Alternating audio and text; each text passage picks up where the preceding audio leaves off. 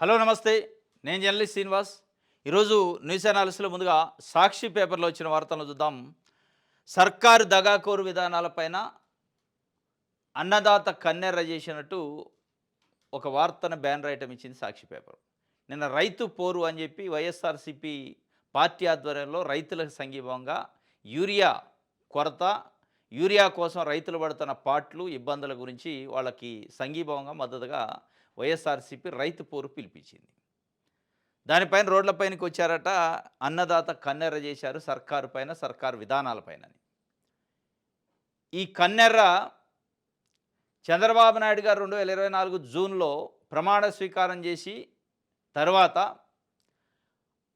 6 నెలలు గడవక ముందు నుంచే ఈ కన్నెర్ర స్టార్ట్ అయింది. అనేక పంటలకి మద్దతు ధర విషయంలో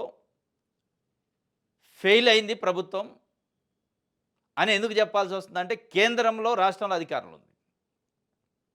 డబుల్ ఇంజన్ సర్కార్. ఈ డబుల్ ఇంజన్ సర్కార్‌లో రైతులకు డబుల్ మేలు జరగాల. అసలు ఉన్న మేలు పోతుంది.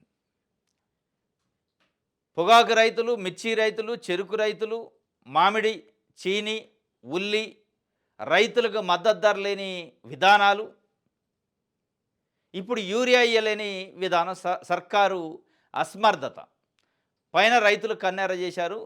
ఇప్పటికైనా చంద్రబాబు నాయుడు గారు కానీ, ప్రభుత్వం కానీ దీనిపై నిర్దిష్టంగా అసలు ఎందుకు యూరియా కొరత వచ్చింది, ఎందుకు రైతులు లైన్లో నిలబడాల్సిన పరిస్థితి, ఒక యూరియా కొట్ట కోసం ఒక 2 రోజుల పాటు నిరీక్షణ చేసి ఉండాల్సిన పరిస్థితి వచ్చింది అనే విషయాలపైన దృష్టి పెట్టండి. రాజకీయాలు పక్కన పెట్టండి కొంచెం. ఆయన ఉన్నప్పుడు రాలేదు, ఈయన ఉన్నప్పుడు రాలేదు, ఇది అబద్ధం, అది అబద్ధం, ఉక్కుపాదం మోపుతా, తప్పుడు ప్రచారం, ప్రచారం ఫేక్ చేస్తే ఫేకే అవుతుంది, అది నిజం కాదు. కానీ నిజంగా ఏముందో చెప్పండి మీరు. నిజంగా ఎవరైనా మీ మీ ప్రభుత్వం పైనో, మీ పైనో గిట్టకనో, మీరు అంటున్నట్టు వైఎస్ఆర్‌సీపీయో లేదా సాక్షి పేపర్, టీవీ లాంటి విషయం జిమ్మినా అనుకున్నా కొద్దిసేపు విష ప్రచారమో, తప్పుడు ప్రచారం చేసిన దాన్ని ఏమి నమ్మరు కదా ప్రజలు. నిజంగానే యూరియా సఫిషియెంట్‌గా దొరుకుతుంది, లైన్లే లేవు, ఇట్లా పోతే అట్లా తెచ్చుకుంటున్నారు అన్నప్పుడు వాళ్ళు వాళ్ళు చేసే ప్రచారం ఎవరు నమ్ముతారు? దాంతో పెద్ద ప్రమాదం లేదు. దానికంటే ప్రమాదం మీరంటున్న ఫేక్ ప్రచారం అనే కంటే ప్రమాదం ఏముందంటే, ఈరోజు రైతులు ఎదుర్కొంటున్న ఇబ్బందులు, రైతులు పడుతున్న పాట్లు, వాటిని మీరు పరిశీలించండి. మీరు ప్రచారం గురించి ఎందుకు ఇబ్బంది పడుతున్నారు? ప్రచారం గురించి ఎందుకు మీ ఆందోళన? మీ ఆందోళనల రైతుల గురించి ఉండాలి. దానిపై నిన్న అన్నదాత కన్నెర్ర చేశారు. వైఎస్ఆర్‌సీపీ అన్నదాత పోరును అడ్డుకోవడానికి పోలీసులను ఉసిగొల్పిన టీడీపీ కూటమి ప్రభుత్వం. ఎక్కడికక్కడ వైఎస్ఆర్‌సీపీ నేతల గృహ నిర్బంధం, కేసుల పేరుతో రైతులను అడుగడుగునా బెదిరించి భయపెట్టిన పోలీసులు, నిర్బంధాలను లెక్క చేయకుండా సర్కారుపై కన్నెర్ర చేసిన రైతులు, 74 రెవెన్యూ డివిజన్ కేంద్రాల్లో నిర్వహించిన ర్యాలీలకు ఉప్పెనలా తరలి వచ్చిన అన్నదాతలు, అవసరమైన మేరకు ఎరువులు అందించాలని, గిట్టుబాటు ధర కల్పించాలని, ఉచిత పంటల బీమా పునరుద్ధరించాలని డిమాండ్, వర్షాల వల్ల పంటలు దెబ్బతిన్న ప్రాంతాల్లో తక్షణమే ఇన్పుట్ సబ్సిడీ ఇవ్వాలంటూ నినాదాలు. ఎక్కడెక్కడ వేలాదిగా రైతులు కదిలి రావడంతో సర్కారు పెద్దల్లో కలవరం. అన్నదాత పోరు గ్రాండ్ సక్సెస్ కావడం ప్రభుత్వంపై రైతుల వ్యతిరేకతకు నిదర్శనం అంటున్న విశ్లేషకులు. తక్షణమే సమస్యలను పరిష్కరించాలని ఆర్డీఓలకు డిమాండ్ పత్రాలు అందజేత, గిట్టుబాటు ధర కల్పనలో వైఫల్యం, పంటల బీమా రద్దుపై ఆగ్రహం, ఎరువుల బ్లాక్ మార్కెట్పై రైతుల నిరసన. సర్కారు దగాకోరు విధానాలపైన అన్నదాత కన్నెర్ర రైతు చేశారు. సరే, ఈ కన్నెర్ర 74 రెవెన్యూ డివిజన్లో ఉప్పెనలాగా రైతులు తరలివచ్చారని వైఎస్ఆర్‌సీపీ చెబుతుంది, సాక్షి పేపర్ చెబుతుంది.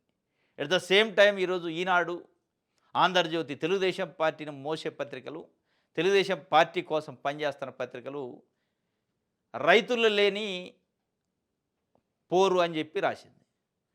రైతు ఈ పోరుకి అంటే వైఎస్ఆర్‌సీపీ పిలిపించిన అన్నదాత రైతు పోరులో రైతు ఉన్నడా లేడా పక్కన పెడితే, అసలు రైతులకు ఇబ్బంది ఉందా లేదా ఏ రోజన్నా ఆంధ్రజ్యోతి, ఈనాడు పేపర్ రాసినాయా?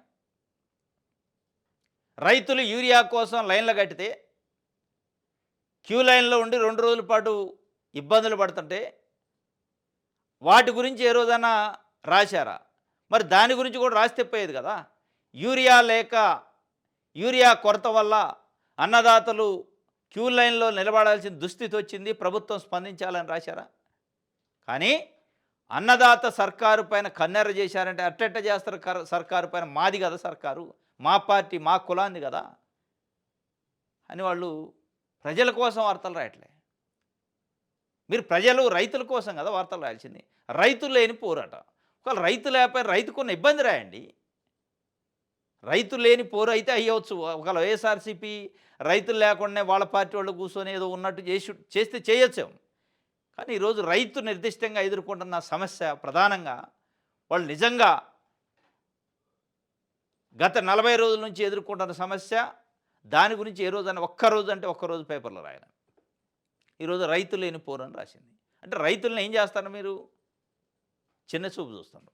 రైతులను ఏం చేస్తున్నారు? అవమానిస్తున్నారు. రైతు సమస్యను ఏం చేస్తారో తక్కువ చేసి చూపిస్తాను. ఇదనమాట ఈరోజు ఆంధ్రజ్యోతి ఈనాడులో రైతు లేని పోరు అని రాశారు.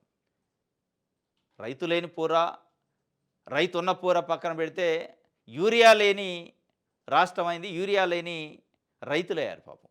యూరియా అందించలేని ప్రభుత్వం అయింది. యూరియా కట్టను కూడా సరిగా సరఫరా చేయించలేని, ఇప్పించలేని ప్రభుత్వం ఈరోజు ఉంది.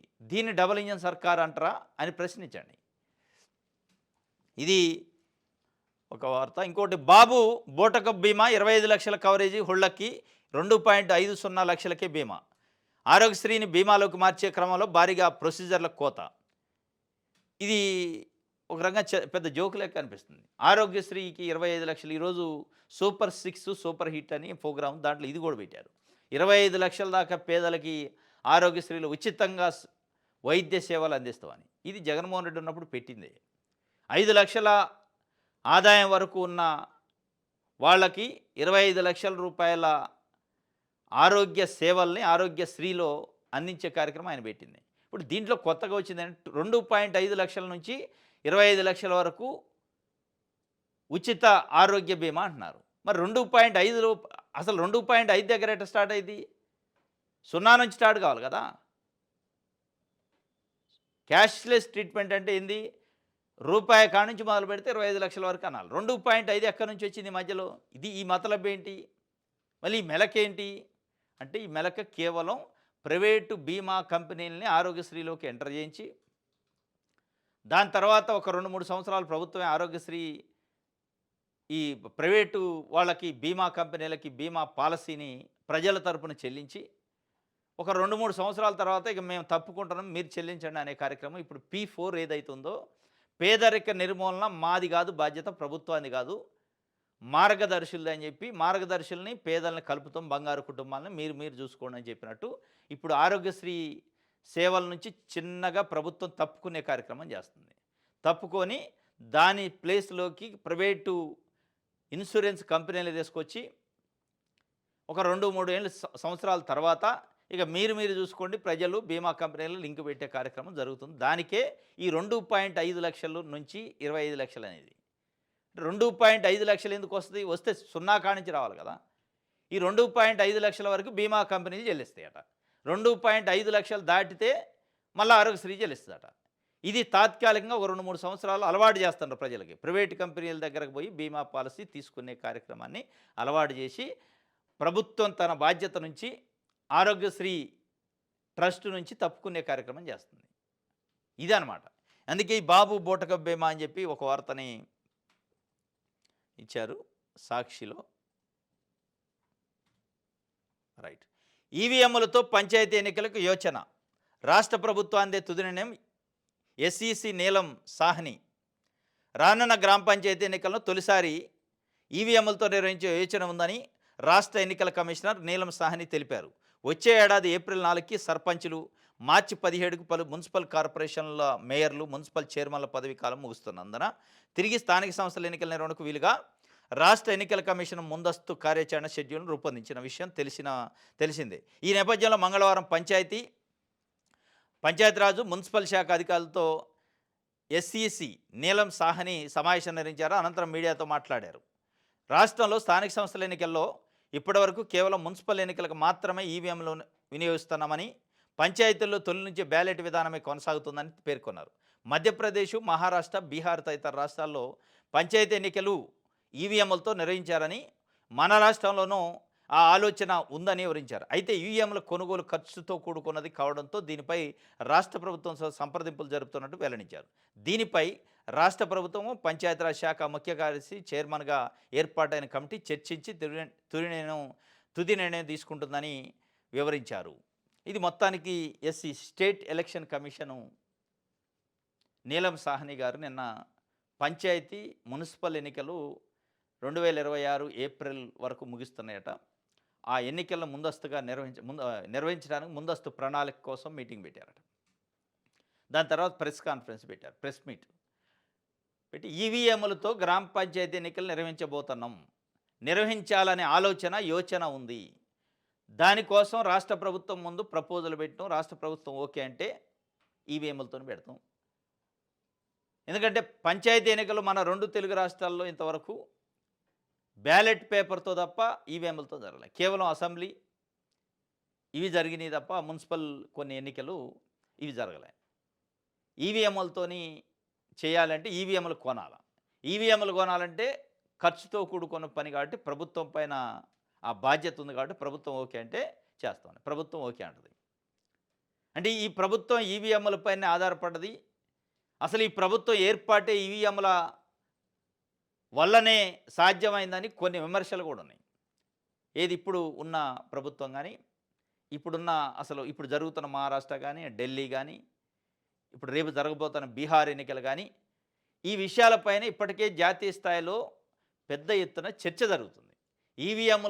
ఈవీఎంల పనితీరు, ఈవీఎంలతో జరిగిన ఎన్నికల పారదర్శకత, నిజంగా ఈవీఎంలు కరెక్ట్గా రిజల్ట్ని ప్రజల మ్యాండేట్ని ఇస్తున్నాయా, ఈవీఎంలలో ఏమైనా అవకతవకలు జరుగుతున్నాయి అనే ఒక చర్చ అయితే జరుగుతుంది. ఒక సెక్షన్ ఆఫ్ పీపుల్, ఒక సెక్షన్ ఆఫ్ రాజకీయ పార్టీలు ఈవీఎంలు వద్దు, బ్యాలెట్ ముద్దు అని చెప్తున్నారు దేశవ్యాప్తంగా జరిగే ఎన్నికలకి.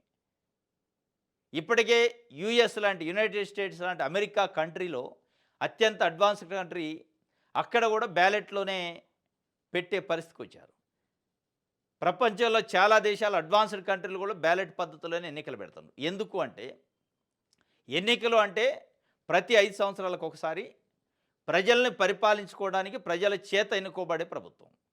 అది ఒక 2 రోజులు లేటు, ఒక 3 రోజులు లేట్ అయినా పర్లేదు, కానీ 5 సంవత్సరాల పాటు పరిపాలించాల్సిన నాయకుడిని, పరిపాలించాల్సిన పార్టీని ఎంపిక చేసుకునే కార్యక్రమం ప్రజలు చేస్తారు. అది ప్రజల చేతిలోనే ఉన్నది, మా చేతిలోనే ఉన్నది ఎన్నిక.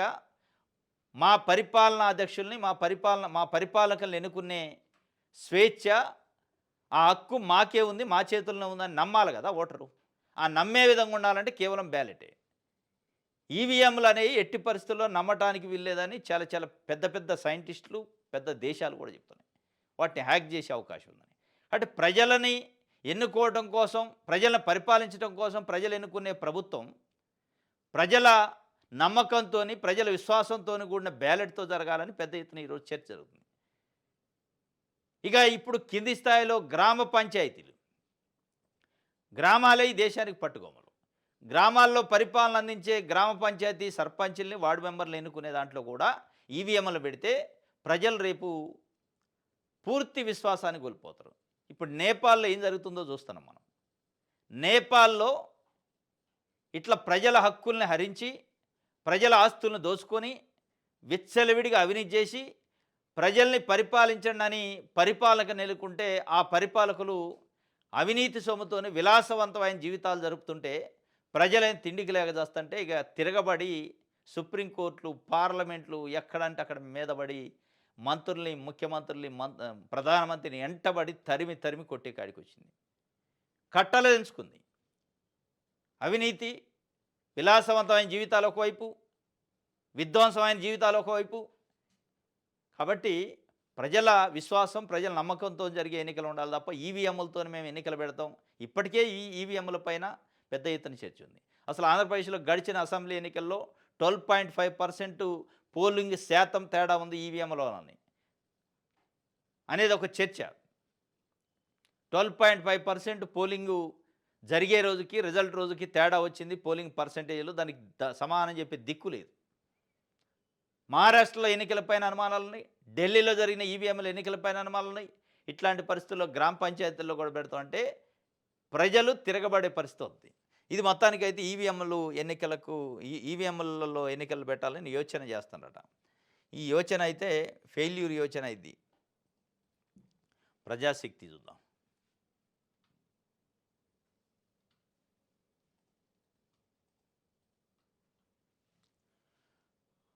రైట్. అన్నదాత పోరుకు నిర్బంధం, అడుగడుగున అడ్డగింతలు, మాజీ మంత్రులు, వైసీపీ ఎమ్మెల్యేల గృహ నిర్బంధం, రాష్ట్ర వ్యాప్తంగా ఆర్డీఓలకు వినతి పత్రాలు అందజేత. ఉల్లి కొనుగోలుకు నిబంధనలు, మార్కెట్ ద్వారా 3 రోజులే కొనుగోలు, తర్వాత బోనస్ అంటూ ప్రకటన, ఈ క్రాప్ సర్టిఫికేట్ ఉంటేనే డబ్బులు అని చెప్పి ఆందోళన రైతులు. ఉల్లి కొనుగోలుకు నిబంధనలు పెట్టారు. అసలే బాగలేదు పరిస్థితి, మళ్ళీ నిబంధనలు అట. రైట్. దిశ చూద్దాం. ఇక సూపర్ 6 సూపర్ హిట్, బాబు సూపర్ 6కు సంబంధించి ప్రజలకు ఇచ్చిన హామీలను నిలబెట్టుకుంటూ సూపర్ 6 పథకాలను దిగ్విజయంగా అమలు చేస్తూ ఇప్పటి వరకు 1,00,000 కోట్లకు పైగా సంక్షేమాన్ని, అభివృద్ధిని ప్రజలకు అందించిన సందర్భంగా ఎన్డీఏ కూటమి పార్టీల తొలి ఉమ్మడి సభ అని చెప్పి ఒక పెద్ద యాడ్లు దాదాపు ఒక 20 పేపర్లు ఇచ్చారు ఈరోజు. తెలుగుదేశం పార్టీ ఆధ్వర్యంలో, తెలుగుదేశం పార్టీ ఉమ్మడి అనంతపురం జిల్లా ఆధ్వర్యంలో యాడ్ ఇచ్చారు. రాష్ట్రం పేదదైంది, రాష్ట్రం అప్పుల పాలైంది. కానీ ఆ రాష్ట్రాన్ని పరిపాలిస్తున్న పార్టీలు, ఆ రాష్ట్రాన్ని పరిపాలిస్తున్న మంత్రులు, ముఖ్యమంత్రులు అత్యంత సంపన్నం అంటారు. మన రాష్ట్రాన్ని పరిపాలిస్తున్న చంద్రబాబు నాయుడు గారు అత్యంత సంపన్నమైన ముఖ్యమంత్రి. మన రాష్ట్రాన్ని పరిపాలిస్తున్న తెలుగుదేశం పార్టీ అత్యంత సంపన్నమైన పార్టీ. కాబట్టి ఈ యాడ్లు వస్తున్నాయి. ప్రజలకు ఏదైనా చేయాలంటే అప్పుల పాలైంది రాష్ట్రం, ఏం చేయలేని పరిస్థితి అంటారు. ఈ యాడ్ వేశారు. సరే వేసుకున్నారు, వాళ్ళ పార్టీది కాబట్టి వేసుకుంటారు. ఈడ ఇంకో గమ్మత్తైన విషయం, సూపర్ 6 సూపర్ హిట్ కూటమి తొలి ఉమ్మడి సభ. నారా చంద్రబాబు నాయుడు గారు తెలుగుదేశం అధ్యక్షుడు, పవన్ కళ్యాణ్ గారు జనసేన అధ్యక్షుడు, బీజేపీకి కూడా ఒక అధ్యక్షుడు ఉంటాడు, ఆయన నేడేశారు చిన్నగా. ఈ 3 పార్టీల పొత్తు కాబట్టి కూటమి ఉమ్మడి సభ కాబట్టి ముగ్గురు బొమ్మలు వేయాలి. కానీ ఈ మాధవ్ అనే ఆయన బీజేపీ రాష్ట్ర అధ్యక్షుడిని తీసుకొచ్చి అక్కడేసి నారా లోకేష్ గారు వచ్చిండు. నారా లోకేష్ గారు పాత్ర ఏంది? కూటమికి ఏమైనా చైర్మనా, లేదా తెలుగుదేశం పార్టీకి రాష్ట్ర అధ్యక్షుడా? జాతీయ అధ్యక్షుడు చంద్రబాబు నాయుడు గారు, రాష్ట్ర అధ్యక్షుడు కూడా కాదు నారా లోకేష్ గారు. ఎందుకు వేశారంటే ఎలివేషన్. యోగా డే జరిగితే ఎలివేషన్ కోసం యాడ్లు ప్రభుత్వం డబ్బులతోని, అమరావతి పునర్నిర్మాణం శంకుస్థాపన జరిగితే దానికి యాడ్లో లోకేష్ గారు ఉంటాడు. వీళ్ళిద్దరు పక్కనే, వీళ్ళిద్దరంటే అధ్యక్షులు, వీళ్ళతో పాటు బీజేపీ అధ్యక్షుడు ఉండాలి, లేదు ఉంటే గింటే తెలుగుదేశం పార్టీ రాష్ట్ర అధ్యక్షుడు ఉండాలి. ఆయన ఎక్కడేశారు? తీసిపోయి ఇక్కడేశారు చిన్న ఫోటో. అసలు తెలుగుదేశం పార్టీ స్థాపకుడు స్వర్గీయ ఎన్టీ రామారావుని పక్కన పడేశారు. ఆ ఇద్దరిని చిన్న ఫోటోలు వేసి పక్కన వేశారు. ఈయన ఒక పల్లా శ్రీనివాసరావు ఇప్పుడు ఎమ్మెల్యే, ఒక బీసీ నాయకుడు, రాష్ట్రానికి అధ్యక్షుడు. ఏ రాష్ట్ర అధ్యక్షుడు వేయకూడదు ఫోటో? అంటే నారా లోకేష్ గారికి ఉన్న అర్హత ఏంది, పల్లా శ్రీనివాసరావు గారికి లేని అర్హత ఏంది? అంటే ఏం జరుగుతుంది రాష్ట్రంలో? నీతి నియమాలు, విలువలు, నైతిక విలువలతో కూడిన రాజకీయం చేస్తారు. ఇదేమి నైతిక విలువ? దీన్ని ఎట్లా అంటారు నైతిక విలువ అనేది ఈరోజు సామాన్య తెలుగుదేశం పార్టీ కార్యకర్తలు కూడా, ఎస్సీలు, ఎస్టీలు, బీసీలు, బహుజన వర్గాలు ఆ పార్టీలో ఉన్నోళ్ళు ప్రశ్నించుకుంటున్న పరిస్థితి, మాట్లాడుకుంటున్న పరిస్థితి. తండ్రి తర్వాత కొడుకుని ఎలివేషన్ చేస్తాడు తప్ప బీసీల పార్టీ అంటారు, బీసీని అధ్యక్షుని పెడతారు, ఆయన దేశపోయి పక్కన పెడతారు. ఇది ఈ సూపర్ 6కి సూపర్ హిట్కి జరుగుతున్న కథ. ఇక దీంట్లో కింద ఇచ్చారు, ప్రతి రైతుకు ఏడాదికి 20,000 ఆర్థిక సాయం వచ్చిందా? 2024లో ఎన్నికయ్యారు, ప్రమాణ స్వీకారం చేశారు, 24 ఎగ్గొట్టారు. 25లో ఎంత ఇచ్చారు? 7,000 ఇచ్చారు. 7,000లో మీది ఎంత? 5,000. 2,000 కేంద్రం పీఎం కిసాన్ యోజన ఇచ్చేది, అది ఆ రొటీన్గా వస్తుంది, ఈ స్కీమ్ ఉన్నా లేకపోయినా. ఇచ్చింది 5,000, కానీ ప్రతి రైతుకి 20,000 రూపాయలు ఒక ఆర్థిక సాయం సంవత్సరానికి అన్నారు. ఇది ఇవ్వకుండా వేశారు. ఇంకోటి, ఇంట్లో ఎంతమంది చదువుతుంటే అంతమందికి ఏడాదికి 15,000 ఇది ఇస్తున్నారు కానీ ఒక 10 లక్షల పైచీలకు అంగన్వాడీ ఆశా కార్యకర్తలు వాళ్ళకి ఎగ్గొట్టారు. ఇక ఏడాదికి 3 ఉచిత వంట గ్యాస్ సిలిండర్లు, రాష్ట్ర వ్యాప్తంగా 204 క్యాంటీన్లలో 5 రూపాయలకే టిఫిను భోజనం, నెల 4,000 నుంచి 15,000 వరకు పెన్షన్లు, ప్రతి మహిళకు ఆర్టీసీలు ఉచిత ప్రయాణం. ఇది మొన్న ఇచ్చారు, ఆగస్టు 15 నుంచి. 1 ఇయర్ ఇది కూడా పోయింది. యువతకు 8 లక్షల ఉద్యోగాలకు ఒప్పందాలు, మెగా డిఎస్సి పోస్టుల భర్తీ, ఒప్పందాలకే ప్రచారం. ఉద్యోగాలు వస్తే ఎంత ఉంటుందో? యువతకు నిరుద్యోగ భృతి ఏది? ఆడబిడ్డలకు ఆడబిడ్డ నిధి ఏది? ఇవన్నీ ఉన్నాయి కదా సూపర్ 6లో. ఎన్డీఏ కూటమి పాలనలో ప్రతి వర్గానికి అభివృద్ధి, ప్రతి ఇంటికి సంక్షేమం. వీళ్ళంతా తెలుగుదేశం పార్టీ, జనసేనకు సంబంధించిన ఎమ్మెల్యేలు ఆ జిల్లాకి. రైట్. ఇది దిశకు సంబంధించి.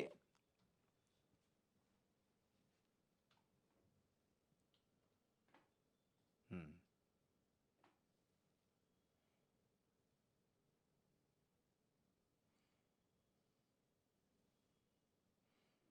రైట్.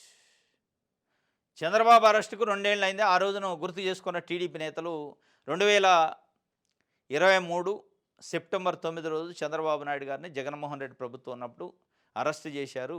నంద్యాల దగ్గర అనుకుంటా.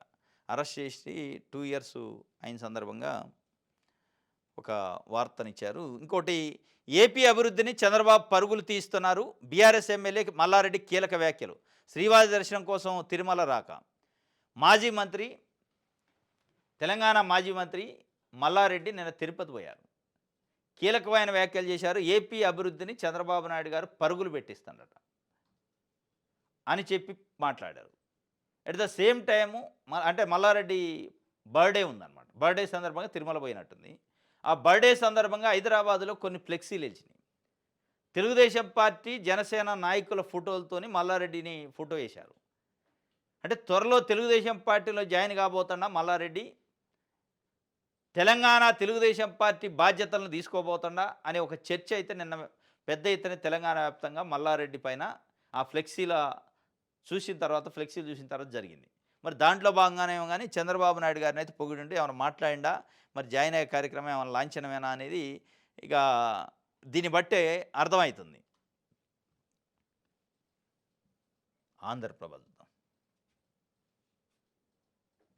రైట్. సూపర్ 6 సూపర్ హిట్ ప్రతి పేపర్లో యాడ్. ఈరోజు 15వ ఉపరాష్ట్రపతిగా రాధాకృష్ణన్ను 152 ఓట్ల మెజారిటీతో గ్రాండ్ విక్టరీ. ఎన్డీఏ అభ్యర్థిగా పోటీ చేసిన సిపి రాధాకృష్ణన్ మొత్తం పోలైన ఓట్లు 767, చెల్లుబాటు కానివి 15 ఓట్లు. 15 మంది చెల్లకుండా వేశారట ఎంపీలు. మన ఎంపీలు చూడండి ఎంత తెలివి ఉందో. 767 మంది ఓట్లు ఎత్తే దాంట్లో 15 మంది ఓట్లు చెల్లకుండా పోయినాయట. చెల్ల నోటు వేశారు తెలవక. మరి తెలవక తెలిసేశారో. సిపి రాధాకృష్ణన్కు పోలైన ఓట్లు 452, జస్టిస్ బి సుదర్శన్ రెడ్డికి 300 ఓట్లు. 152 ఓట్ల తేడా ఉంది. 152 ఓట్ల ఆధిక్యంతో సిపి రాధాకృష్ణ ఉపరాష్ట్రపతి అయిండు, 15వ ఉపరాష్ట్రపతి. రెడ్ బుక్ అమలు ఖాయం. ఒక్కోటిగా బయటకు స్కాములు.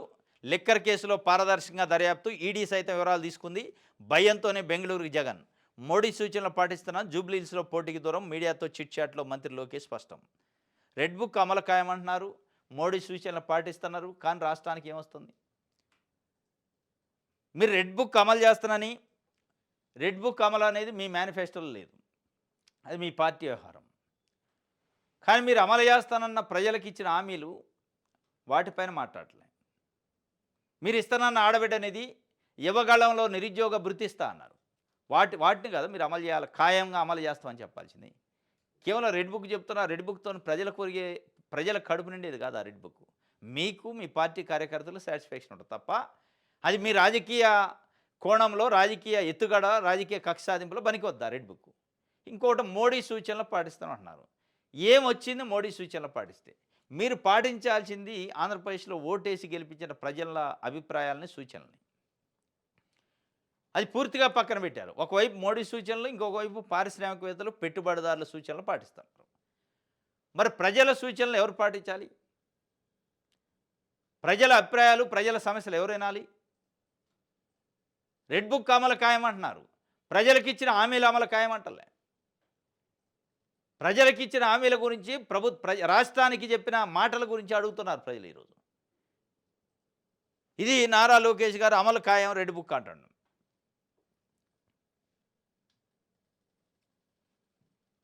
ఆంధ్రజ్యోతి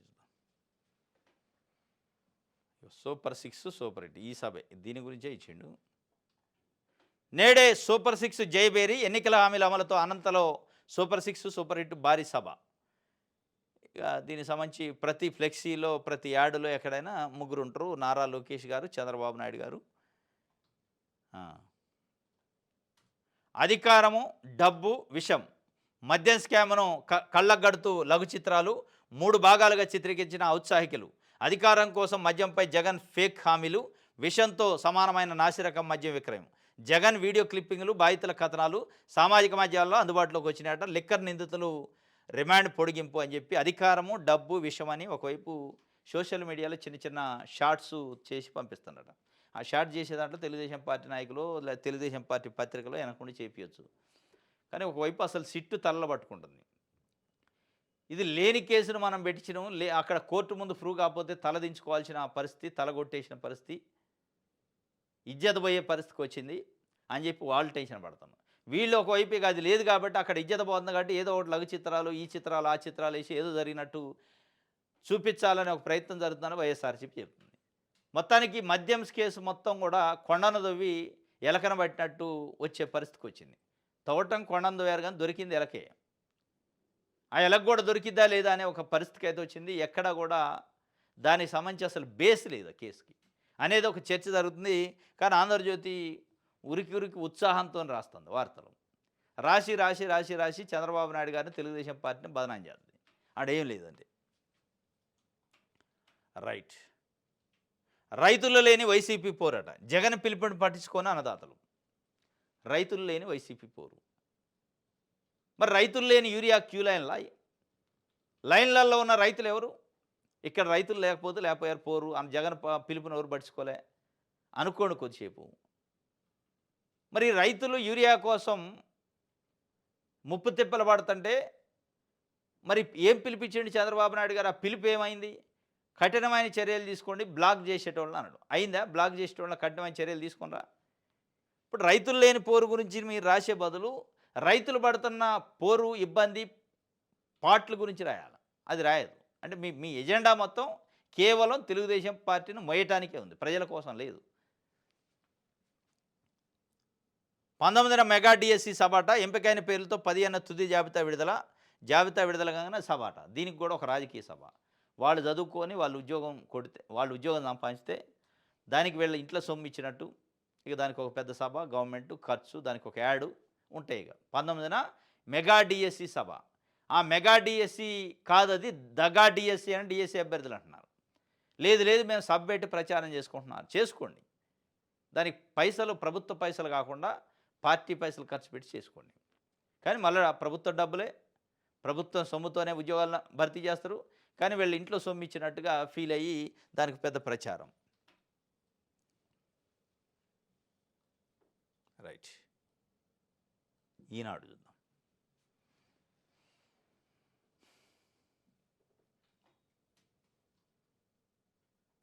నేపాల్ అల్లకల్లోలం, నేతల్లో అవినీతిపై బగ్గుమన్న యువతరం. పార్లమెంటు, సుప్రీంకోర్టు సహా నేతల ఇళ్లకు నిప్పు.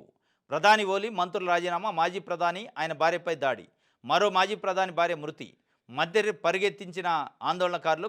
కాఠ్మండూలో నిరవధిక కర్ఫ్యూ, విమానాశ్రయం మూసివేత, సరిహద్దులను అప్రమత్తం చేసిన భారతీయుల కోసం కాల్ సెంటరు. కాఠ్మండూలో మంత్రిత్వ శాఖ కార్యాలయాల సముదాయం పైన సింగ్ దర్బార్ పైకి ఎక్కిన ఆందోళనకారులు. ఇక నేపాల్ మంటల్లో ప్రధాని కార్యాలయం సహా వివిధ శాఖల కార్యాలయ భవనాలు సింగ్ దర్బార్ అట. నేపాల్లో పరిస్థితి అవినీతి శృతి మించి ప్రజలే తిరగబడే పరిస్థితికి వచ్చింది. ఆ అవినీతిని కోర్టులు, ఏసీబీలో ఇట్లాంటివో పోలీసో లేదా గవర్నమెంట్ కంట్రోల్ చేయలేని పరిస్థితుల్లో గవర్నమెంట్లో ఉన్నోళ్ళు అవినీతి చేశారు. విలాసవంతమైన జీవితాలు. ఒకవైపు ఓటేసి గెలిపించిన ప్రజలను తిండికి లేక, కట్టుకోవడానికి బట్ట లేక, ఉండటానికి ఇల్లు లేక ఇబ్బందులు పడుతుంటే వాళ్ళు విలాసవంతమైన భవనాలు, విలాసవంతమైన కార్లు తిరుగుతుంటే కడుపు మండి తిరగబడ్డారు. ఈరోజు మన దేశంలో కూడా కొన్ని ప్రాంతాల్లో, కొన్ని రాష్ట్రాల్లో అదే పరిస్థితి. విలాసవంతమైన జీవితాలు, విలాసవంతమైన వ్యవహారము, కుటుంబ రాజకీయాలు, వారసత్వ రాజకీయాలు. వాళ్ళ వారసత్వం కోసం మళ్ళీ ప్రభుత్వం డబ్బులనే, ప్రజల డబ్బుల్ని వాడుకొని ప్రచారం చేసుకునే పరిస్థితులు ఉన్నాయి. దీన్ని చూసి అయినా ఇప్పుడు అవినీతి చేస్తున్న రాష్ట్రాలు, అవినీతి చేస్తున్న ప్రభుత్వాలు గుణపాఠం నేర్చుకోవాలి. రాజకీయ పార్టీలు ప్రజల కోసం, ప్రజాసేవ కోసం రాజకీయాల్లోకి వచ్చి పార్టీలు పెట్టి ప్రజల సేవ తప్ప మిగతా అన్నీ చేస్తున్నారు. ప్రజాసేవ తప్ప మిగతా అన్నీ చేస్తున్నారు. డబ్బు సంపాదనే టార్గెట్గా పెట్టుకొని రాజకీయాలు చేస్తున్న పార్టీలు కొన్ని ఉన్నాయి. డబ్బు సంపాదన కోసమే తండ్రి పోయే కొడుకు, కొడుకు పోయే బిడ్డ ఇట్లా రాజకీయాల్లోకి వారసత్వంగా వస్తున్నారు. దానికి ముద్దు పేరు ప్రజాసేవ కోసం మా జీవితాలను అంకితం చేసినాం అంటున్నారు. ప్రజాసేవ కోసం జీవితాలను అంకితం చేయట్లే. ప్రజాసేవ పేరుతోనే డబ్బు సంపాదించడం కోసం జీవితాన్ని అంకితం చేశారు. కాబట్టి ఇగో ఈ రకమైన తిరుగుబాట్లు వస్తున్నాయి. అది ఇక్కడ కూడా రాకుండా చూసుకోవాలంటే జాగ్రత్త పడాలి నాయకులు. ఇది ఈనాడు ఇది ఈరోజు న్యూస్ అనాలిసిస్. రేపు తాజా వార్తలతో తిరిగి కలుసుకుందాం. Thank you.